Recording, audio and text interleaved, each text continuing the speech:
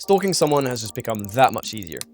We just unveiled our Twitter scraper, and just like it says on a tin, it can look at someone's tweets. It works 24/7 in the background and can be fed into your work. The powerful bit is when you couple it to an AI agent and give it some context. Why is it useful? You can use it for tons of purposes.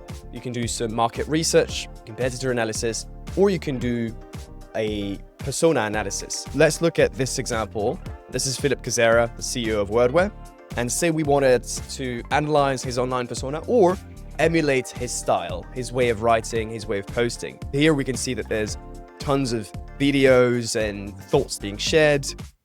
We can get a sense of what's being written. We can also extract the number of likes, retweets, the comments even. And for all of that to be referenced into Wordware, into an AI agent. How does it work? Head to Wordware, and you only need to set it up once. Let's set up a Twitter scraper here, give it a name, and then press the / here and type Twitter.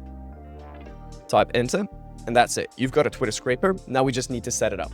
Again, set it up once and then let it run forever on its own. So first thing we need to do is give it a handle. That's the Twitter handle. So here we can see that Philip's is Kazera Philip.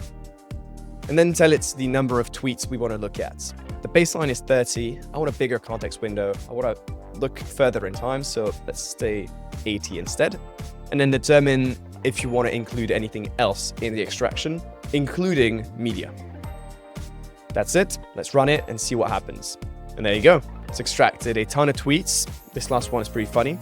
Who would have thought Matt PRD is such a fucking unit? It's pretty cool.